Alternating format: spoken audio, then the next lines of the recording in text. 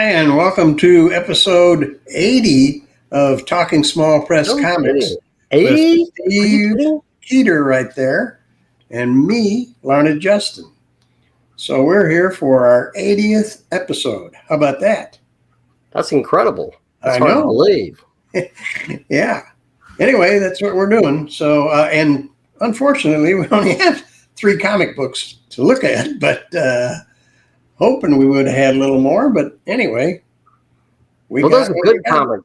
But you folks out there, if you're watching, and send us, send us your books.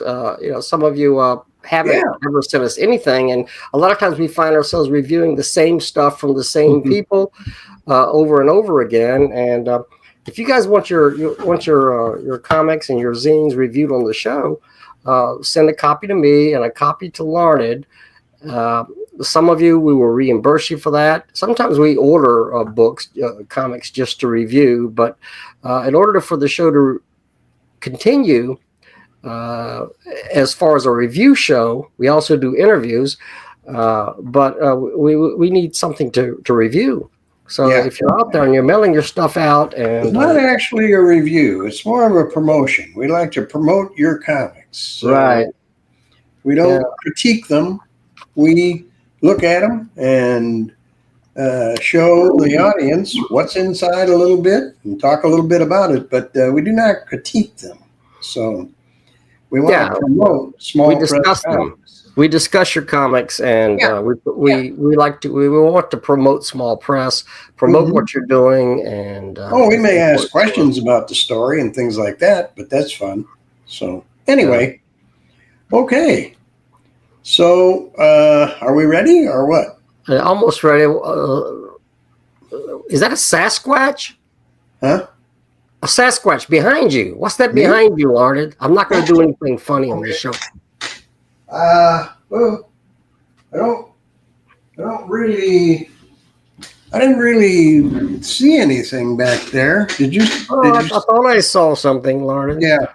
Anyway, I wanted to stay true. I promised you I wouldn't do anything weird or funny or bizarre at the beginning of the show, and so I want to keep with that promise. I sure thought I saw something back there. Yeah, well, I don't see it. So anyway, let's go ahead. What do you got first? We got from Ken Leach. Oh yeah, and this is Altitude from Ken Leach. Yeah, this is his. I would say it's his newsletter, don't you think? Well, it's an apozine for the Alpha Omega. For the okay. I didn't. It's a Christian comics apple, and Ken has done a lot of these. So, and I think he apologized for the photocopying on this for some reason. Yeah, but I didn't see anything wrong with it. He talks about it had a lot of problems, but I didn't see anything wrong with it. It looked fine to me. Yeah, I didn't see anything wrong either. There's a lot of good stuff in here. He has he talks about some stuff going on with his family, and at the end of September, they were in Surfside, South Carolina. He and his family, and apparently there was a big storm. There've been a lot of hurricanes this past year. There's a lot of stuff that was going on, and he talks about on this page. Yeah, no, it's this page. But he talks about what was going on and how he and his family they couldn't even get gas. They went to several gas stations trying to get home. Gas. Yeah, it was bad. They were all out of gas. Yeah, couldn't get it. They didn't have any gas because everybody was panicking. Yeah, and I saw a lot of that going on down here. See, they were headed to Asheville. Is that right? Asheville, West Virginia to Kentucky. Where exactly does he live? Mishawaka, Indiana. So they were down south. They were on a trip, yes. And they picked the wrong time to go. And so Ken, he tells us the story, and there's some artwork. He talks about how he discovered melatonin. And it helps him sleep like a baby and look like Nosferatu. You can see him sleeping there. He looks pretty well rested to me. That looks like a vampire to me. Then he's got Kim's Corner, where Larry Blake, she sends in some of Larry Blake's stuff. Yeah, Kim was very, very close to our pal, our dear departed friend Larry Blake. Right. And so, he always, like Kiss, he always does Kiss. Yeah. Kiss and there's things. pictures. I think some of these are of Kim and Larry. Yeah, I think so. I think these are, well, not that one. This one. Down here, I think that's her and him right there. Yeah, that's them. Now, I had a big folder. After Larry passed away, she sent out a lot of stuff. Well, some of it was published, some of it was unpublished. I have a big folder just of stuff that she sent me. I mean, look how thick all of this stuff. Stuff that Larry did. I mean, look at this. Wow. As I said, some of this has never been published. Wow. The artwork by Larry Blake. Here's a nice one right here. Oh, yeah. Wow. Night Star. Yeah. And Larry Blake and whoever that is. But, yeah. Kevin Cool. I think that's Kevin Cool. Kevin Cool. That's Kevin Cool. Yeah. Okay. And just stuff. Here's one. It says Himmerline and Blake. I think maybe she drew this one and he inked it. He might have drawn that. Yeah. Sort of a mermaid type. Individual there. Just a lot of stuff. But here's some more stuff that she sent Ken. Here, and you can see Larry had this style. He could do this kind of thing, or he could do the more serious drawings. Pretty cool. Yeah. And then here was some pictures of him and her, drawings of him and her, right here. But Larry and I believe Kim too were also in the Alpha Omega group, the APA, and so that's one reason that he's mentioning. Now there's some there's some pictures of Kim and his family. Not Kim, but he always in this usually includes something like this in this publication. This is nice full color pictures of. Let's see if I can find Ken. Well, let's see. I think I see him right here. Right there where you're pointing. There he is. That's him. Yeah.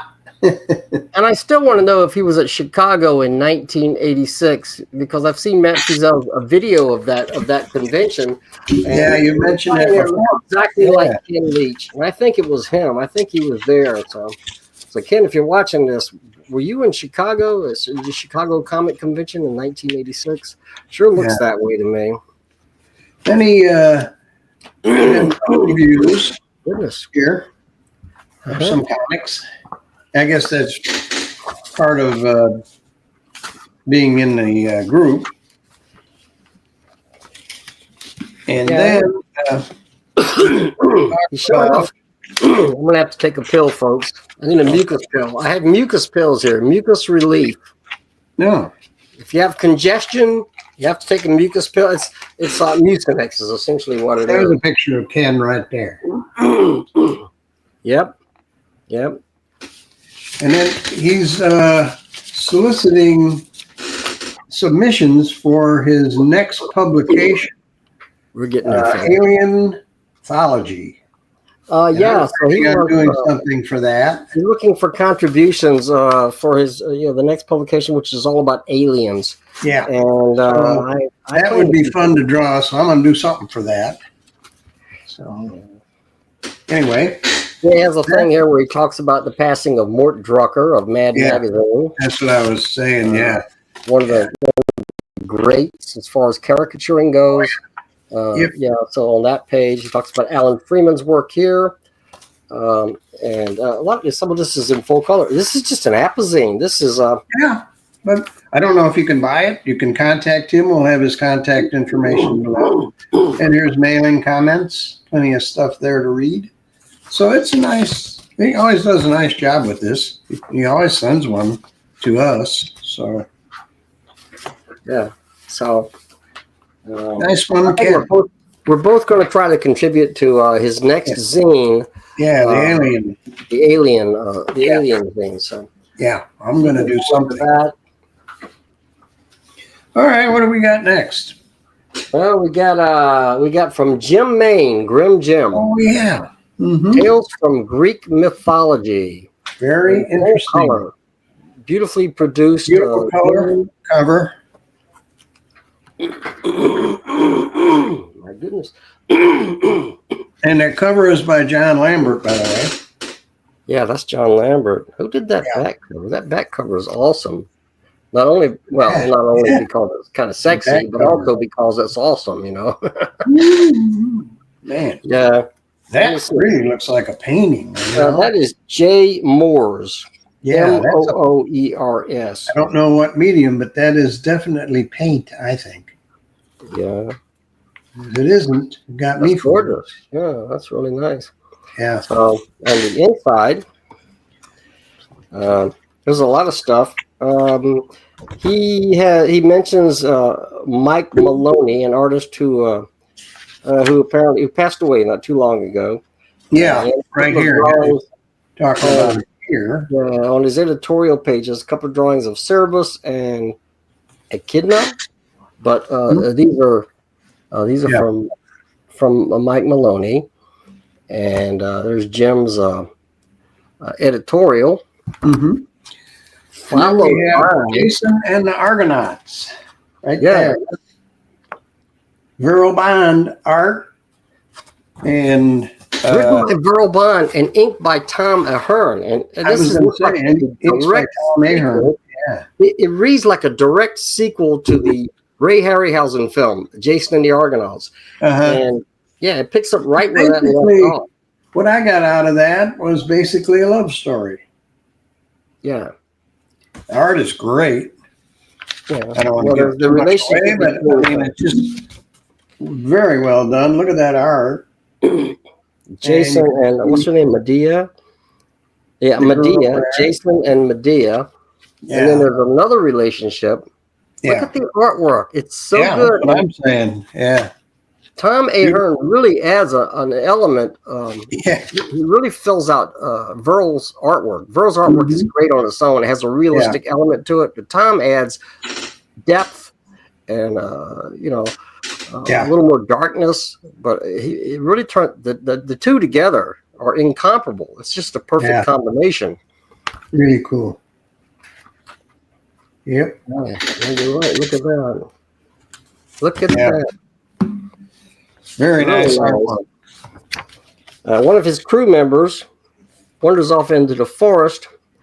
His name is Eros, and he encounters this beautiful lady. It's a woman, because that's what's on this island is these women who are actually, they think they're warriors, don't they, at first? Yeah, I think she's training to be a warrior. Yeah, and he meets this girl, and boom. I think they hit it off right away. Boom. Seemed like, I agree. Looks like this worked out pretty well. Yeah. Pretty cool story. I'm sorry about my voice, folks. I've got something in my throat. And then there's a completely written piece here. Michael Housel. Michael Housel. I don't know how you pronounce it. Illustrations from Keith Newsom. This is an interesting story. Yeah. It's an interesting text fiction story. Yeah. We have a young man, Demetrios, who has found the head of Medusa. Medusa, whose head was severed by, I believe, Perseus. If you read through the story, I don't know, but there she is. Very Greek mythology. While she still has her head.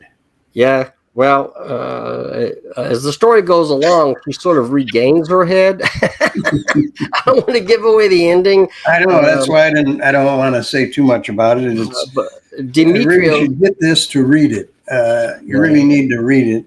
I don't want to give it all away. But, Demetrios is not whom he seems to be. Yeah. As you find out towards the end, there's a lot of enchantment going on.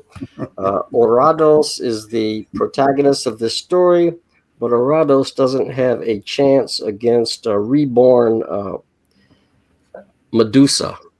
So,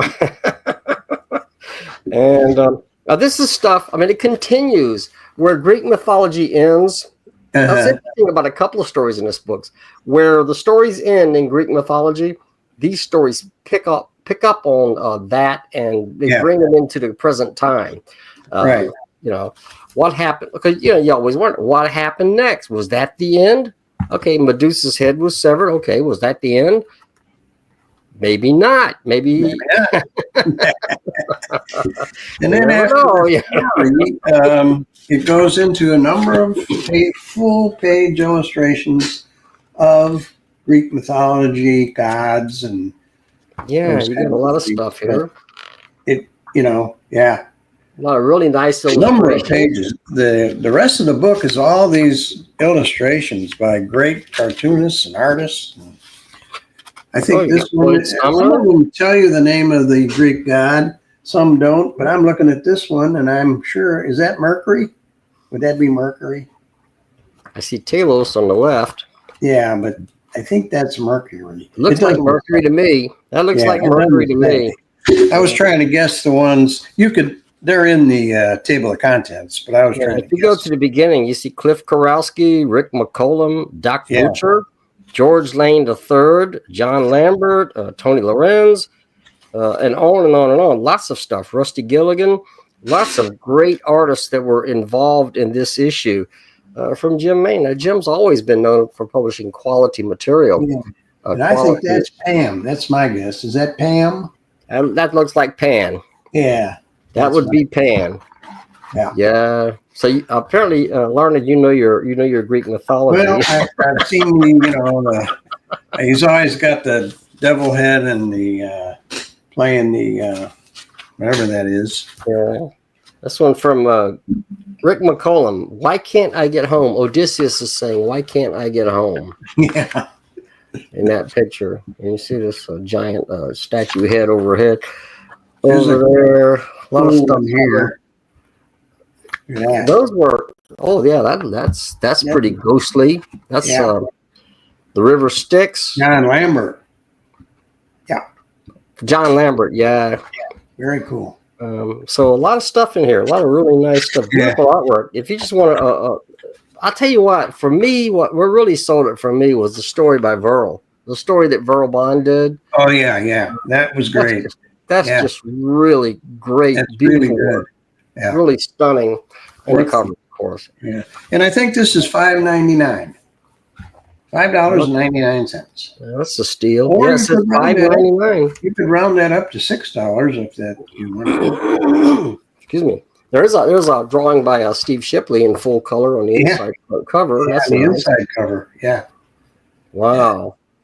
Yeah. What the production is superb here. Yeah. Got to hand it to Jim. Jim, you did a great job. And this is 36 pages, by the way. So 36 pages, $5.99 from Jim Main. We'll have all that information down below. That is a steal. Mm-hmm. It does say $7.99 by mail in the U.S. and Canada, so a couple of dollars for postage. Okay, still well worth it. If you run into Jim personally, he'll sell it to you for $5.99. Right. Try to find Jim. Try to find Jim at a convention or a flea market or wherever he's selling his stuff. Yeah, save yourself. He gets around. Yeah. Okay. Yep. Next. Oh yeah, we got the Improbable Kitty is what I call it, and the Wonder Kitty from Joe Carrales. I think this is number 12. Number 12. Number 12. And the cover here is Shane Luttrell. Shane Luttrell. Isn't it? What? The cover is by Shane Luttrell. Oh, yeah. I'm sorry. Yeah. Shane does the cover. Very nice cover. Look at that. I don't know who did the logo. Shane might have done that too. Very cool. It's a big title, The Improbable Girl and the Wonder Kitty. So I always usually call it Improbable Kitty. That's the way I remember. Improbable Kitty, yes. Improbable Kitty. Right.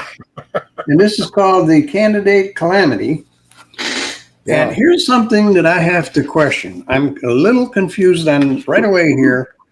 This takes place in it's the 2012 election, And this story takes place kind of in 2011.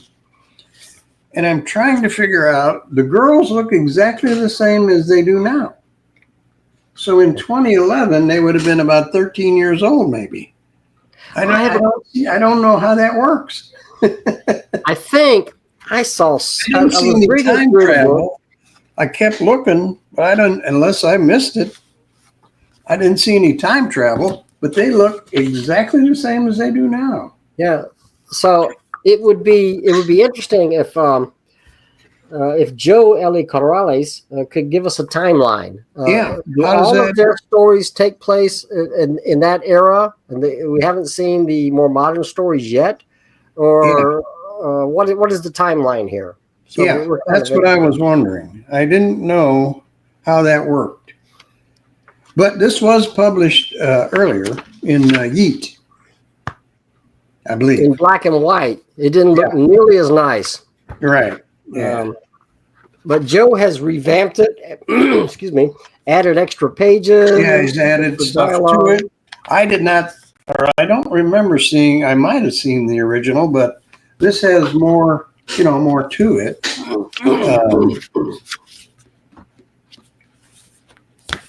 Yeah, there are added pages. Yeah, and he revamped some of the artwork and some of the dialogue. Looks like Joe does all the artwork here. Yeah. 2012, we had Obama running against Mitt Romney.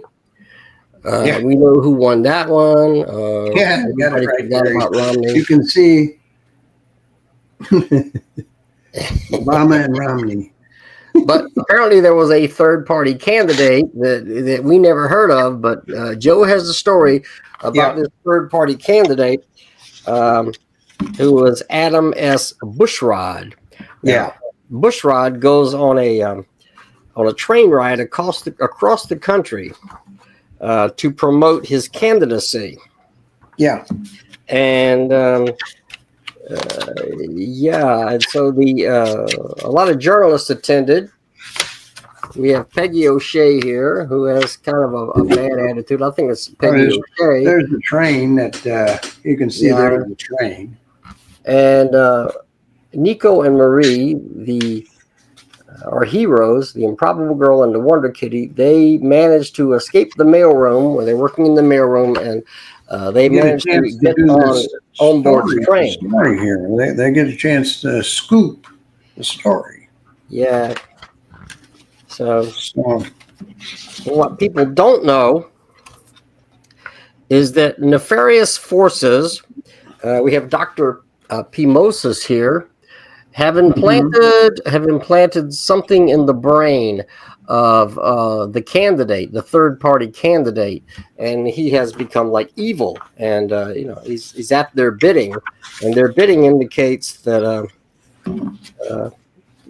a lot of destruction, a lot of stuff, and they're doing everything they can to disrupt the candidacy, disrupt the election, possibly blow up the train, and there's a lot of stuff that goes on. So there's a lot of characters running in and out. As with all Joe's comics, there is a lot to read, a lot to keep up with. You can make notes to keep up with some of the things that go on. But now you might remember Larned did this character sheet for the last comic. Which is cool. Very cool. But this one has an entirely different set of characters. Different people. Yeah. The girls are the same. So the other characters are all new and different. And, we have the Improbable Girl and the Wonder Kitty. Other than that, General Carrales, he does appear in here. A little bit, story, just for but a bit. The rest, I think, are all new. Yeah. I don't think any of those characters are in. So now you have to do another character sheet, a whole new a whole new character sheet. Joe has a lot of characters. Does the candidate train. Look at that. I'm sure you've seen those kind of pictures from those days. And you see where Nico has transformed herself into a kitty to go through the train to see where these nefarious elements are located. She's not entirely successful at that, and they end up taking over the train. See, that's what she looks like when she transfers into a kitty, right there. Yeah. Yeah, that's her. Although she can transform into a sort of a lioness type kitty as well. But the bad guys, let me see. The train is supposed to stop somewhere. Yeah, I read this a few days ago, but the train is supposed to stop somewhere. But if it does, something terrible is going to happen because this thing that has been implanted into the mind of the third-party candidate is supposed to be implanted into a lot of other people. A chip, some kind of a chip is supposed to be implanted into their minds when they stop. But the Improbable Girl and the Wonder Kitty keep the train going. They don't allow it to stop. And there is a back page here, and I'm not going to give it away. Barrels right through. Barrels right through. Yeah. So then he goes. Marie comes to terms with her powers in a lot of this. She's very strong. She mentions Ken Bailey's The Energy Girl is mentioned because she's using her fists to knock down doors and do things. And she says, well, I kind of owe that to the Energy Girl. A little tip of the hat to Ken Bailey. In the end, the bad. Well, I'm not giving away. Don't give it away. No. The story's been told before anyway. Well, the bad guys are thwarted. Good does win out over evil.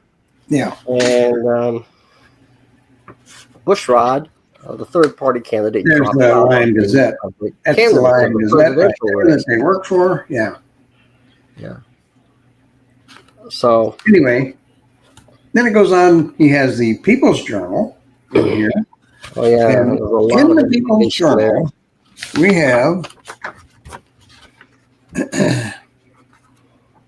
have this fantastic interview with Larned Justin. Oh, I heard of that guy.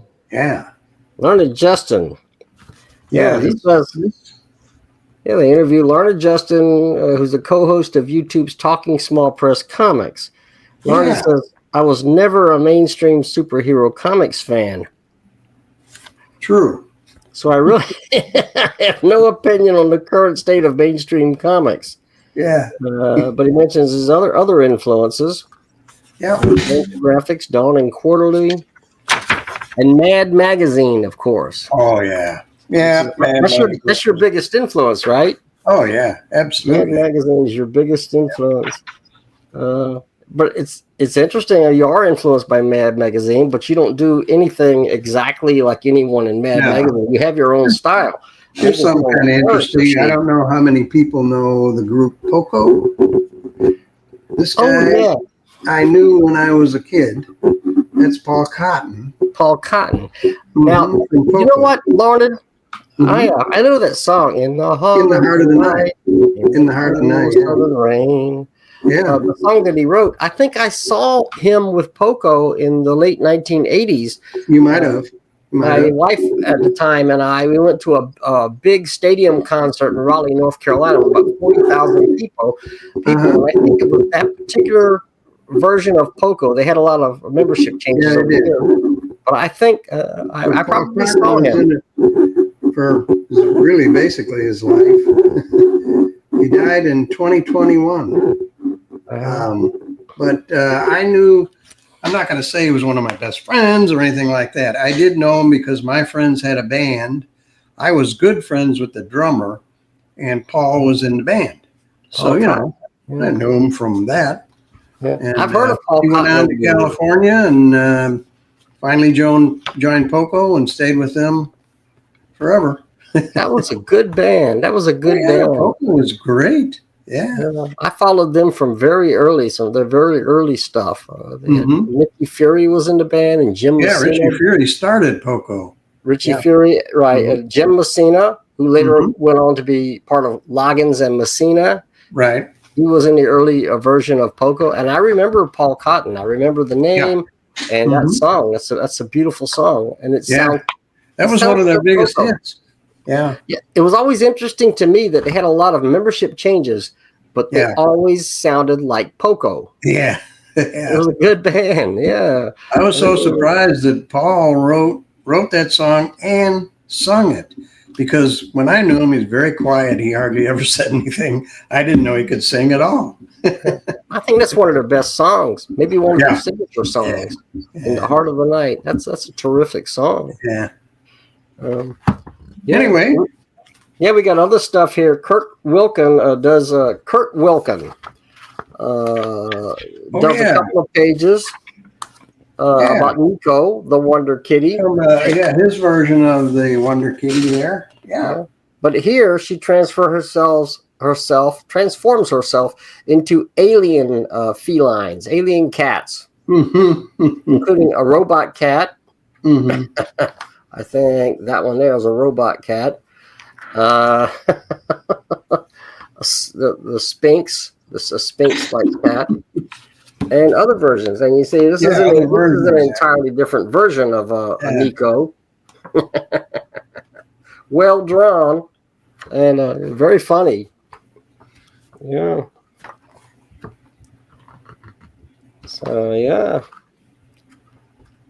Anyway, this is redone from the original version. I remember seeing the original version, and I got to tell you, we are so spoiled because Joe's comics are always in color, and they're always so detailed and everything. We're so spoiled. I remember when I saw the original version of this in Yeet Presents, and it was in black and white, I was kind of disappointed. I was like, oh man, no, Nico and the Wonder Kitty are supposed to be in color. They're always in color. That's the only story I saw that was in black and white. But I'm glad that he redid it, and made it vastly better. The original story was fine, but this is even better. Yeah. And it's well worth owning. And let me see here. This is $10. And I believe it has a page count. Let me just look real quick. It is 36 pages. 36? Well, with the cover, and the back cover is 38. Well, yeah. Full color. And my comic book size. Maybe just a hair bigger than comic book size. Yeah. But, so it's, nice. Yeah. So, and it's got a UFO symbol right there in the middle, right there.